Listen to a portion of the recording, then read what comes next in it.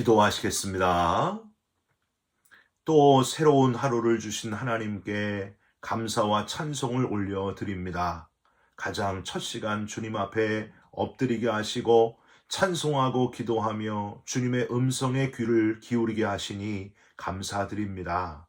이 시간 세상에서 얻을 수 없는 참 평안과 은혜로 채워주시고 답답한 마음에 평화를 허락해 주시사 근심, 걱정, 염려가 다 떠나가는 이 시간이 되게 하여 주시옵소서.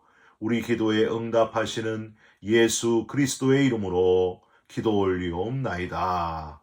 아멘. 오늘은 창세기 20장 1절부터 5절, 17절, 18절 말씀입니다.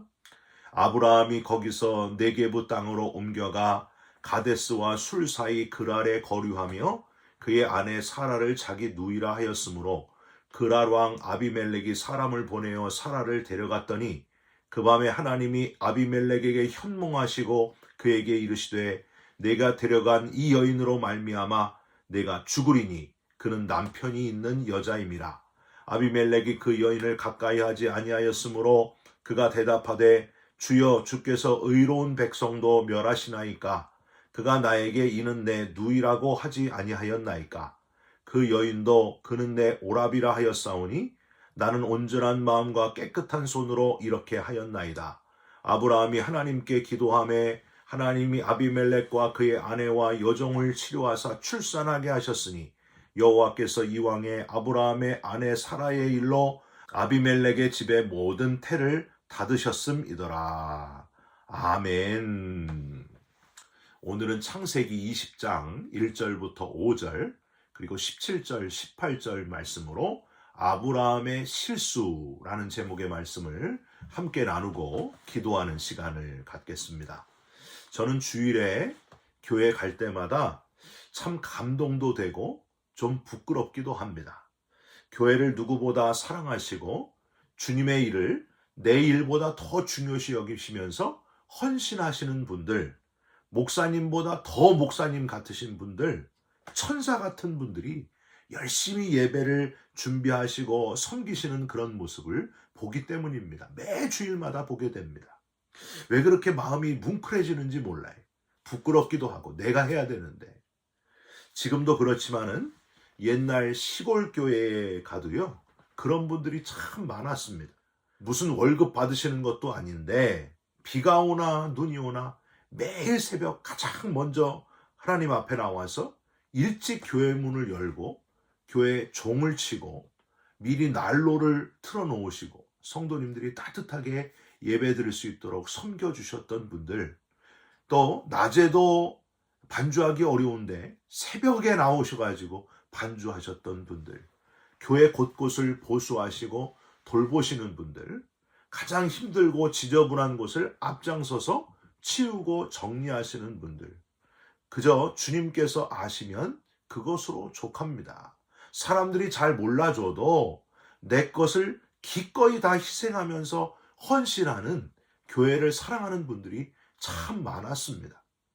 여러분, 이렇게 보이지 않게 섬기시는 분들, 목사님보다 더 목사님 같은 분들이 많다는 사실을 기억하시고 그분들을 위해서 기도해 주시고 응원해 주시고 격려해 주시기를 주님의 이름으로 부탁드립니다.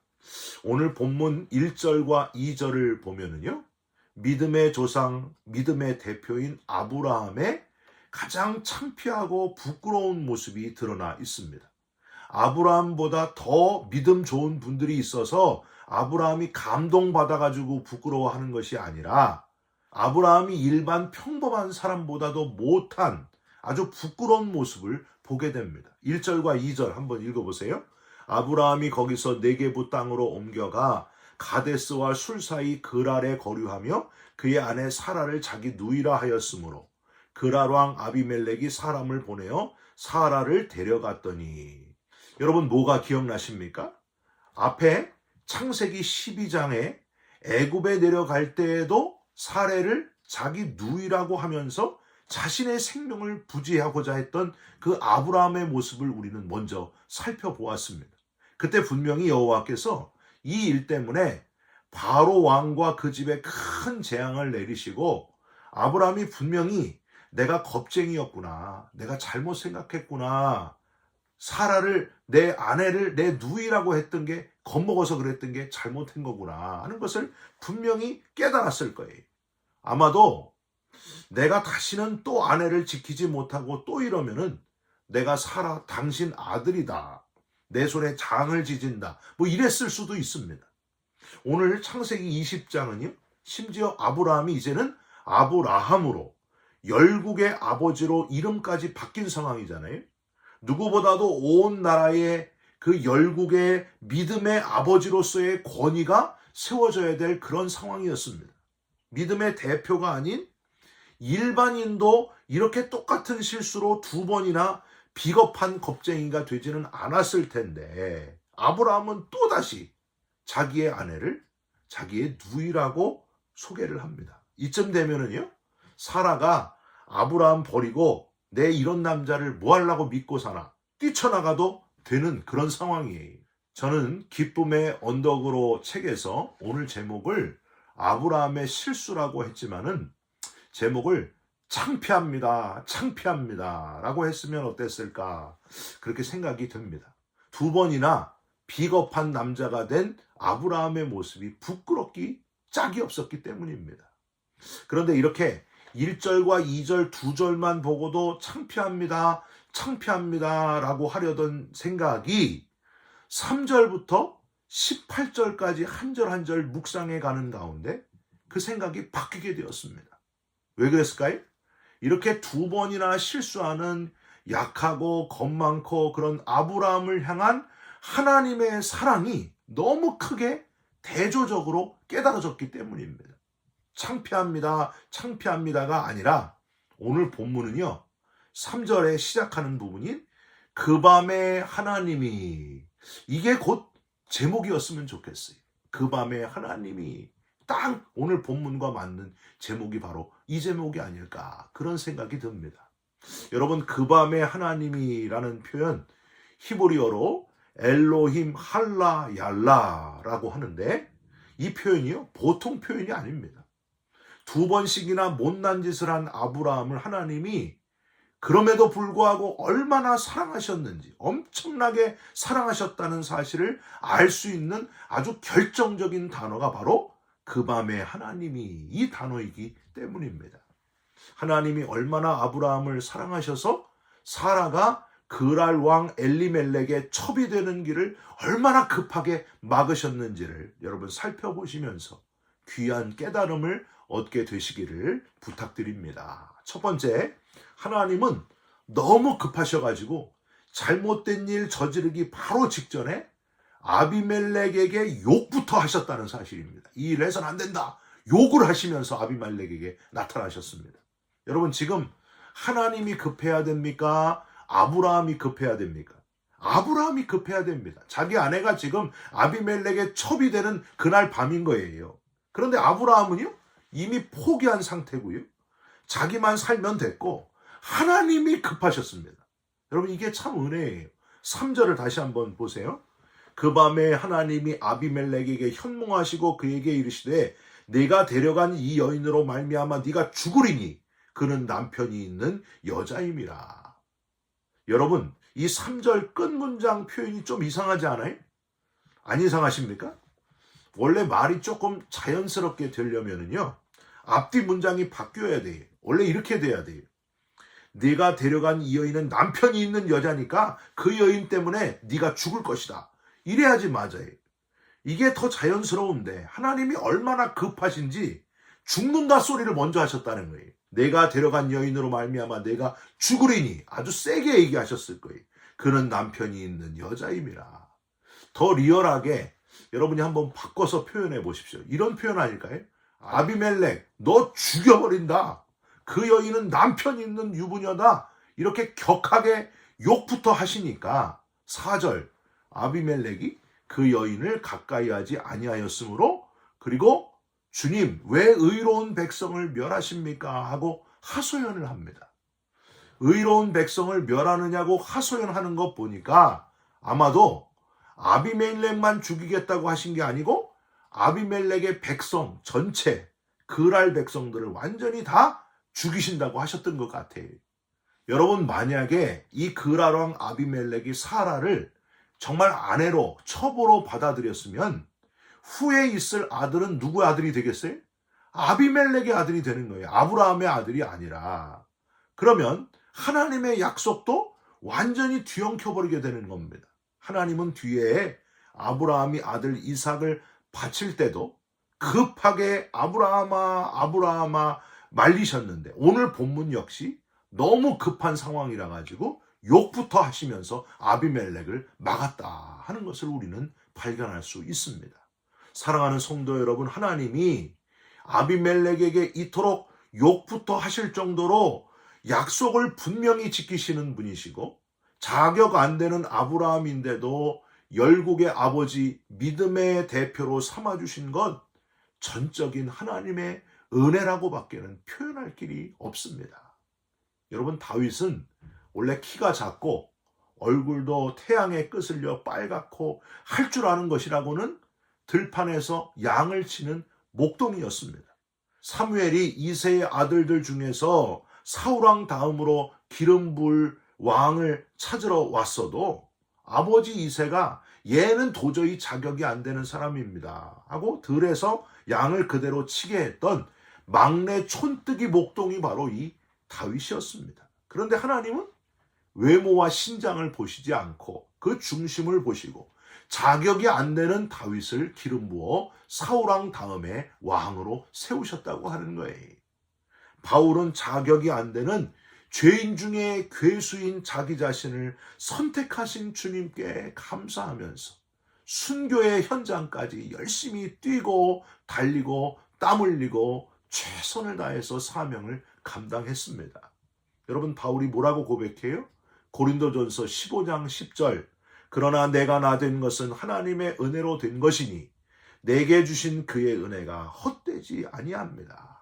하나님의 은혜로 지금까지 지내오게 하신 모든 은혜에 감사하면서 무엇보다도 가장 큰 은혜, 자격 안 되는 나를 구원해 주시고 사명 주시고 사용해 주시는 것에 감사했던 바울과 같이 저와 여러분도 그런 사명감을 가지고 열심히 뛰어가는 그리스도인 되시기를 주님의 이름으로 부탁드립니다. 하나님이 은혜 주신 것만 기억하시면서 열심히 달려가시기를 주님의 이름으로 부탁드립니다. 두 번째로, 하나님은 아브라함을 선지자다 하시면서 더 확고하게 죽이신다 하고 명하셨다는 사실이에요.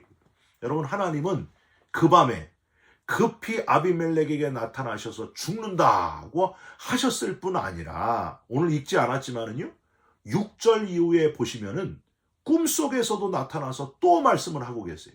무슨 말씀을 하시는가? 7절에 우리가 읽지 않았지만은 이렇게 되어 있습니다.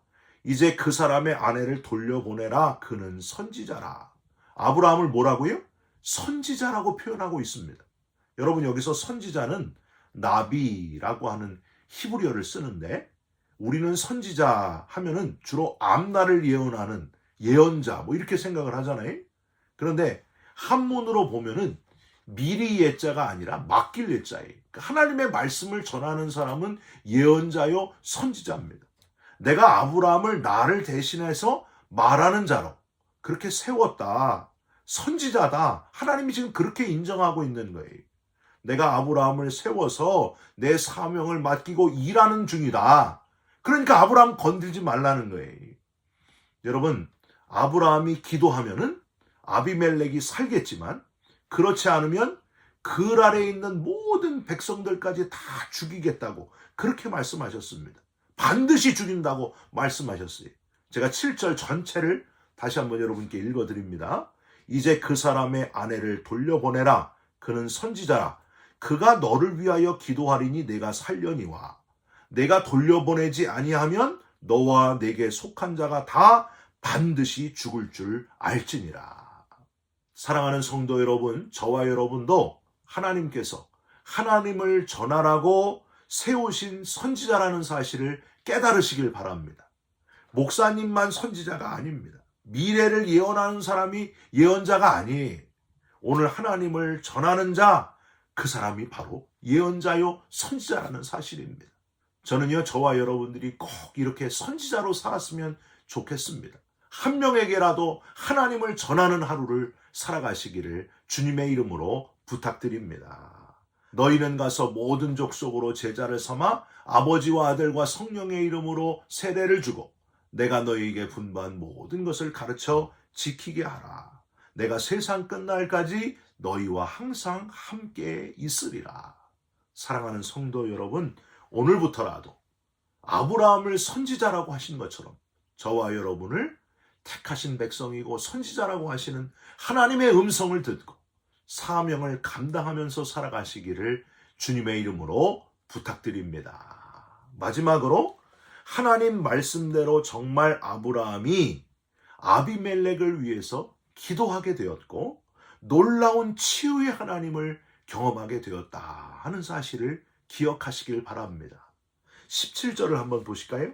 아브라함이 하나님께 기도하매 하나님이 아비멜렉과 그의 아내와 여종을 치료하사 출산하게 하셨으니, 그러니까 이 사라의 일 때문에 아비멜렉이 사라를 아내로 삼으려고 했었던 이 사건 때문에 18절 아비멜렉의 모든 집에 태를 닫으셨다가 하나님이 지금 치료하셨다 하는 것을 우린 여기서 발견하게 됩니다. 사랑하는 성도 여러분, 하나님께 기도할 때에 하나님께서 정말 치료하셔서 우리의 기도를 들으시고 놀라운 치료의 광선 여호와 라파 치유의 광선을 보내셔서 태의 문까지 여실 수 있는 분이심을 믿으시기 바랍니다. 저는요, 제가 한국에서 한 20여 년 전에 정말 태의 문을 여시는 하나님을 바로 옆에서 체험하고서 얼마나 놀랐는지 몰라요. 구 암흑의 집사님이신데 제가 중등부 전도사일 때 이분이 아이가 없어서 너무 시험관 하기 인공수정 다 하셨는데 실패하셨는데 그 늦은 나이에 이제 아이를 거의 가질 수 없는 나이에 호렙산 기도회 40일 특별 새벽 기도회 하다가 인공수정도 아니고 시험관도 아니고 자연 임신을 하는 거를 제가 옆에서 바로 체험하게 됐어요. 얼마나 놀랐는지 몰라요. 참 신기하더라고요. 여러분, 제가 놀라는 걸 보고 그 집사님이 더 놀라시더라고요. 사랑하는 성도 여러분, 하나님은 하실 수 있습니다. 사람이 생각할 수 없는 그 놀라운 일, 우리가 볼 때는 기적이지만 하나님은 상식이세요.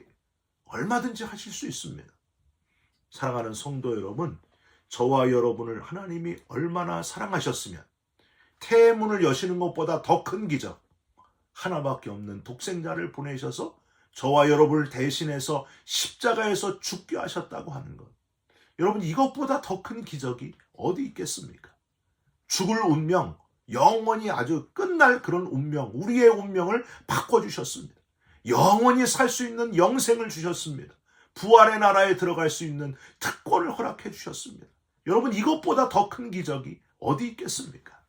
이 놀라운 기적을 베푸시는, 놀라운 사랑을 베푸신 그 하나님의 사랑을 여러분 마음속에 다시 되새기시면서 감격 속에 오늘 하루를 살아가시기를 주님의 이름으로 축원드립니다. 기도하겠습니다. 하나님, 실수하고 그 실수를 반복하는 정말 자격 안 되는 아브라함을 그럼에도 불구하고 사랑하셔서 그 밤에 역사하시는 하나님이셨던 것을 깨닫게 해주셔서 감사드립니다. 하나님, 우리도 선지자로 세워주셨다 하는 사실을 잊지 않게 하시고 주님을 전하면서 살아가는 우리 모두가 되게 하여 주시옵소서. 우리 안에 있는 모든 상처와 육신의 질병까지 다 치유하여 주실 줄 믿습니다. 태의 문을 여시는 놀라우신 하나님께서 우리 삶 속에 계속해서 기적을 베푸신다는 사실을 깨닫게 하시고 그 놀라운 하나님의 역사를 계속해서 체험하게 하여 주시옵소서. 오늘도 우리와 동행하여 주시고 승리하게 하여 주시기를 간절히 바라옵고 원하며 예수 그리스도의 이름으로 기도 올리옵나이다. 아멘. 하늘에 계신 우리 아버지여, 이름이 거룩히 여김을 받으시오며 나라가 임하옵시며 뜻이 하늘에서 이룬 것 같이 땅에서도 이루어지이다. 오늘 우리에게 일용할 양식을 주옵시고 우리가 우리에게 죄진 자를 사하여 준 것 같이 우리 죄를 사하여 주옵시고 우리를 시험에 들게 하지 마옵시고 다만 악에서 구하옵소서. 나라와 권세와 영광이 아버지께 영원히 있사옵나이다. 아멘. 사랑하는 성도 여러분, 부족한 아브라함을 선지자로 이렇게 사용하신 것처럼 저와 여러분도 하나님께서 선지자로 사용하실 줄 믿습니다. 하나님과 동행하시기를 바랍니다. 여러분 사랑합니다. 축복합니다. 감사합니다.